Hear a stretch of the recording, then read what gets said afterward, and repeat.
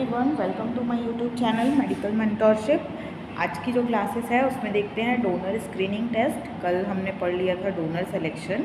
Donor selection के बाद का जो नेक्स्ट पॉइंट ही होता है हमारा डोनर स्क्रीनिंग टेस्ट, या बोल सकते हैं स्क्रीनिंग टेस्ट फॉर डोनर।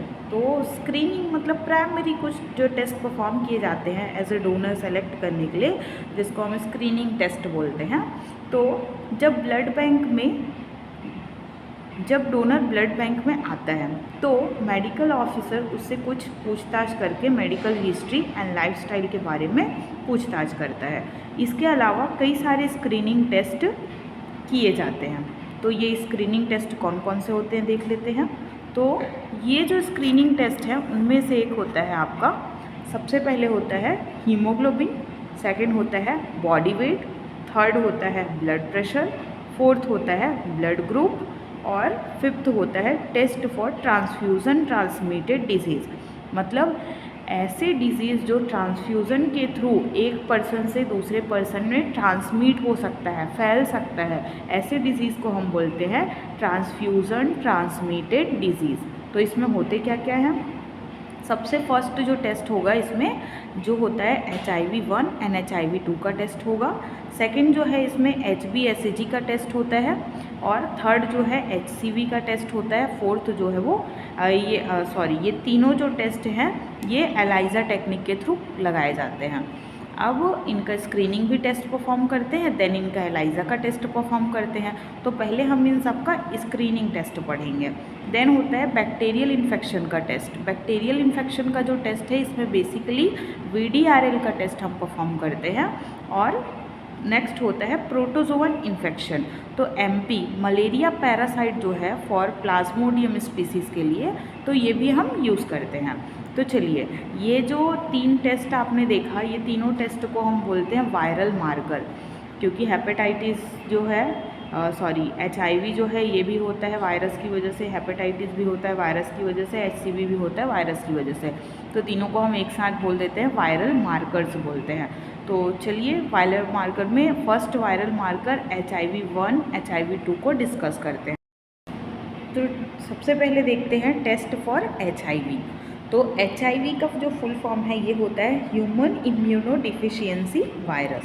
तो इसका सबसे पहले इंट्रोडक्शन देखते हैं। तो HIV human immuno deficiency virus यह एक इशियोलॉजिकल एजेंट होता है। अब इशियोलॉजिकल एजेंट किसको बोलते हैं?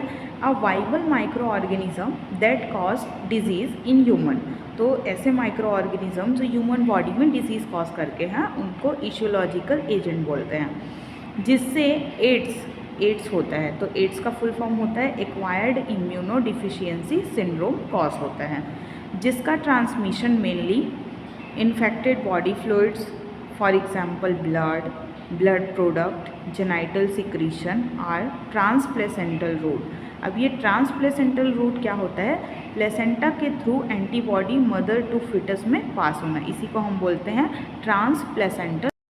ये जो ट्रांसप्लेसेंटल रूट होता है ये क्या होता है? प्लेसेंटा के थ्रू जब कोई एंटीबॉडीज़ जो है वो मदर बॉडी से फिटस में जब ट्रांसफ़र होती है उसको ट्रांसप्लेसेंटल रूट कहते हैं। नेक्स्ट देखते हैं प्रिंसिपल। HIV स्ट्रिप हम जो लेते हैं, HIV स्ट्रिप में मेम्ब्रेन में एंटीजन प्री कोडेड रहता है, मतलब एंटीजन को पहले से कोड कराया जाता है। और तब पेशेंट प्लाज्मा या सीरम ऐड करते हैं, तब अगर पेशेंट प्लाज्मा में HIV का एंटीबॉडी प्रेजेंट होगा तो वह एंटीजन के साथ रिएक्शन शो करता है। तो ये जो है वो स्क्रीनिंग रिएक्शन होता है।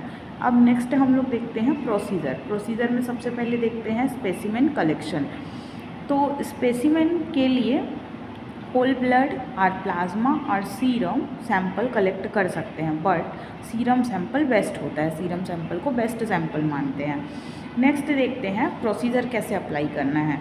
सबसे पहले क्या होता है, HIV स्ट्रिप लेते हैं और क्लीन एंड ड्राई सरफेस पर उसको रख देते हैं। दूसरे पॉइंट में हमको क्या करना है, देन स्ट्रिप में पेशेंट सैंपल या सीरम 10 माइक्रोलीटर ऐड करना होता है वेल्स में। नेक्स्ट देखते हैं, देन 3 ड्रॉप बफर ऐड करते हैं, देन 20 मिनट के बाद रिज़ल्ट नोट करते हैं। नोट यहाँ पे देख लीजिए, डिफरेंट किट के अकॉर्डिंग रीडिंग टाइम चेंज होते रहता है, तो किट चेंज हो जाएगा तो आपका रीडिंग टाइम भी चेंज हो जाएगा यहाँ पे। नेक्स्ट देखते हैं रिजल्ट। फर्स्ट रिजल्ट हो सकता है नेगेटिव रिजल्ट। पहले मैं आपको थ्योरी समझा देती हूँ, फिर इसको मैं आपको एक्सप्लेन करूँगी। If only control band is developed the test indicate no detectable HIV antibodies are present in serum. मतलब जब सिर्फ कंट्रोल बैंड शो होता है, टेस्ट बैंड A और B जो है वो शो नहीं होगा, तो आपके बॉडी में HIV का एंटीबॉडी प्रेजेंट नहीं है। वैसे ही टेस्ट रिपोर्ट को दिया जाएगा the result is non reactive. Next जो है वो देखते हैं पॉजिटिव रिजल्ट। तो positive result, if control band के साथ आपका HIV-1 और HIV-2 बैंड भी जब डेवलप होता है तो उस कंडीशन में उस रिज़ल्ट को दिया जाएगा रिएक्टिव। अब नेक्स्ट प्रोसीजर होता है इनवैलिड रिजल्ट। तो जब कंट्रोल बैंड शो नहीं होता है तो if no control band developed as a in the invalid regardless for colour development HIV-1 and 2 bands repeat the assay with few device with new device. Procedure explain करती हूँ। ये जो है ये हमारा टेस्ट डिवाइस होता है। यहाँ पे बना हुआ है सैम्पल वेल या बफर वेल जिसको बोलते हैं, इसी में सैम्पल और बफर दोनों ऐड किया जाएगा। यहाँ पे एक लाइन बना है, यहाँ पे एक में लिखा हुआ है C कंट्रोल और दूसरे में लिखा हुआ है 1 और दूसरे में लिखा हुआ है 2। तो HIV-1 HIV-2 यही है। आपको एक डिस्पोजेबल ड्रॉपर मिलेगा, बफर एजे मिलता है, जिसमें आपको क्या करना है, पहले टेस्ट डिवाइस लिए थे, टेस्ट डिवाइस में पहले सैंपल को ऐड कर दिए, सैंपल ऐड करने के बाद 3 ड्रॉप बफर ऐड कर दिए और 20 मिनट के लिए रिज़ल्ट को वॉच करते हैं 20 मिनट बाद। अब देखिए रिज़ल्ट इसमें कैसा आता है। फर्स्ट रहेगा नेगेटिव रिज़ल्ट। तो अगर नेगेटिव रिज़ल्ट आ रहा है तो ये जो आपको दिखाई दे रहा है कि सिर्फ कंट्रोल बैंड शो हो रहा है, HIV-1 और HIV-2 दोनों ही बैंड यहाँ पे शो नहीं होता है। नेक्स्ट देखते हैं कि अगर हमारे पास अगर पॉजिटिव रिज़ल्ट आता है तो क्या हो सकता है। देखिए यहाँ पे कंट्रोल बैंड तो शो हो रहा है, साथ ही साथ उसके साथ यहाँ पे HIV-1 का बैंड भी शो हो रहा है, तो ये HIV-1 पॉजिटिव रहेगा, HIV-1 रिएक्टिव रहेगा। अगर इस विंडो में क्या दिख रहा है, ये कंट्रोल बैंड के साथ सिर्फ सेकेंड लाइन दिख रहा है तो HIV-2 इज़ ओनली रिएक्टिव रहेगा। बट ऐसा भी कंडीशन हो सकता है कि HIV-1 और 2 दोनों रिएक्टिव हो, तो यहाँ पे तीनों बैंड आपको एक साथ शो होंगे। अब ये हो गया पॉजिटिव रिजल्ट। अब देखते हैं इनवैलिड रिजल्ट किस कंडीशन में। अगर देखिए यहाँ पे कंट्रोल बैंड शो नहीं होता है तीनों ही कंडीशन में, यहाँ पे फर्स्ट में शो हो रहा है, यहाँ पे सेकंड में शो हो रहा है, यहाँ पे किसी में भी शो नहीं हो रहा है, बट यहाँ पे अगर कंट्रोल बैंड ही शो नहीं हो रहा है, इसका मतलब आपका जो किट है वो सही नहीं है।